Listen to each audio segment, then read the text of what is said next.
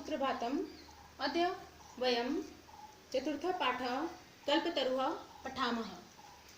प्रस्तुत पाठ बेताल पंचविंशतिः नामक कथा संग्रह से लिया गया है, जिसमें मनोरंजक एवं आश्चर्यजनक घटनाओं के माध्यम से जीवन मूल्यों का निरूपण किया गया है। इस कथा में जिमुतवाहन अपने पूर्वजों के काल से गृहोद्यान में आरोपित कल्प वृक्ष से सांसारिक द्रव्यों को न मांगकर संसार के प्राणियों के दुखों को दूर करने का वरदान मांगता है, क्योंकि धन तो पानी की लहर के समान चंचल है। केवल परोपकार ही इस संसार का सर्वोत्कृष्ट तथा चिरस्थायी तत्व है। अस्ति हिमवान नाम सर्वरत्न भूमि नगेंद्र। सभी रत्नों का भूमि स्वरूप पर्वतों का राजा हिमालय नाम का पर्वत था। तस्य सानुर परि विभाति कंचनपुरम नाम नगरम। उसकी चोटी के ऊपर कंचनपुर नाम का नगर सुशोभित हो रहा था। तत्र जिमुत्केतुरिति श्रीमान विद्याधरपतिः वसति स्म। वहाँ विद्याधरों का स्वामी जिमुत्केतु रहता था। तस्य गृहोद्याने कुलक्रमागतः कल्पतरुः स्थितः। उसके घर के वाटिका में परिवार के परंपरा के क्रम से आया हुआ कल्प वृक्ष था।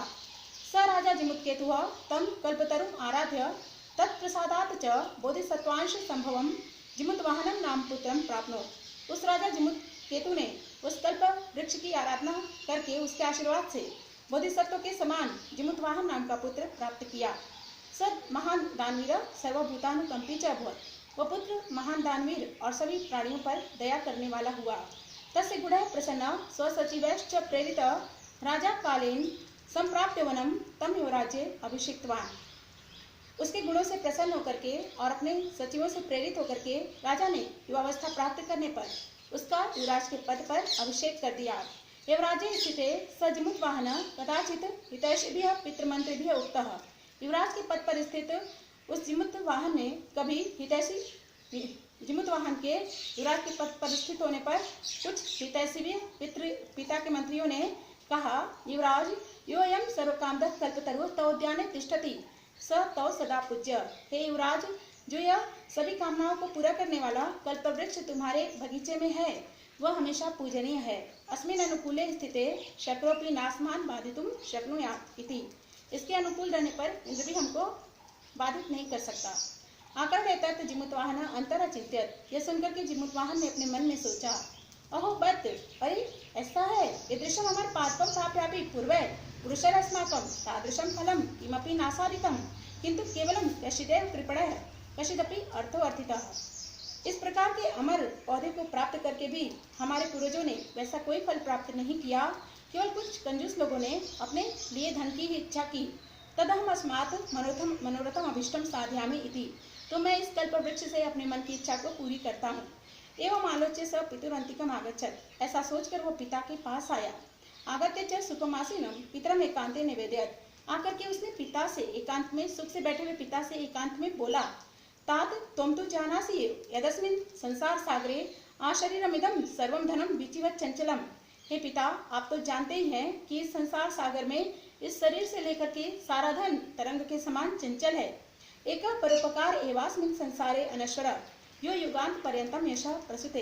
एकमात्र परोपकार ही इस संसार में अनश्वर है, जो युगों तक यश को फैलाता है। तदस्माभिरीदृश कल्पतरुः किमर्थं रक्षते। तो फिर हमारे द्वारा इस प्रकार के कल्पवृक्ष की क्यों रक्षा की जा रही है। यश्च पूर्वरयं मम मम इति आग्रहेण रक्षिता। जैसे कि हमारे पूर्वजों ने यह मेरा है, यह मेरा है, ऐसा कहकर इसकी आग्रह से रक्षा किया। ते इदानीं कुत्र गता, वे अब कहाँ गए। तेषां कस्यायं, उनमें से यह किसका है। यस्य वा केते, या फिर इसके वे क्या थे। तस्मात् परोपकाराय फलसितये त्वदाज्ञया एवं कल्पपादपम आराध्यामि। तो एकमात्र परोपकार की सिद्धि के लिए तुम्हारी आज्ञा से मैं इस कल्प वृक्ष की आराधना करना चाहता हूँ। अथ पित्रा तथा इति अभ्यनुज्ञातः स जिमुतवाहनः कल्पतरुम् उपगम्य उवाच। ठीक है, ऐसा पिता से आज्ञा प्राप्त करके वह जिमुतवाहन कल्प वृक्ष के पास जाकर बोला, देव त्वया अस्मत्पूर्वेषाम् अभीष्टः कामः पूरितः।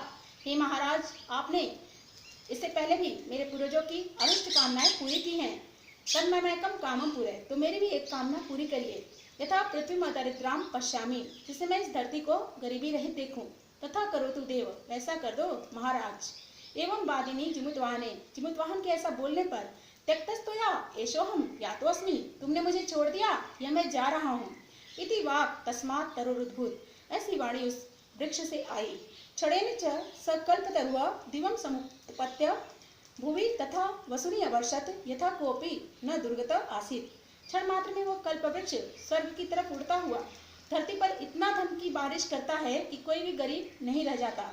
ततस्तस्य जिमुतवाहनस्य सर्व जीवानुकंपया सर्वत्र यशः प्रथितम्। इसके बाद उस जिमुत वाहन की सभी जीवों पर अनुकंपा करने से चारों तरफ यश फैल गया। शब्दार्थः अदरिद्राम दरिद्रहीनाम, दरिद्रता से रहित अर्थात संपन्न। हिमवान हिमालय, हिमालय। नगेंद्रः पर्वतराज, पर्वतों का राजा। सानुः शिखरस्य, शिखर के चोटी के। कुलक्रमागतः, कुलक्रमात् आगतः, कुल परंपरया संप्राप्तः, कुल परंपरा से प्राप्त हुआ। युवराज्य, युवराजे, युवराज पदे, युवराज के पद पर। शक्रः इंद्रः, इंद्र। अर्थितः याचितः मांगा। अंतिकम समीपम पास में। विचिवत तरंगवत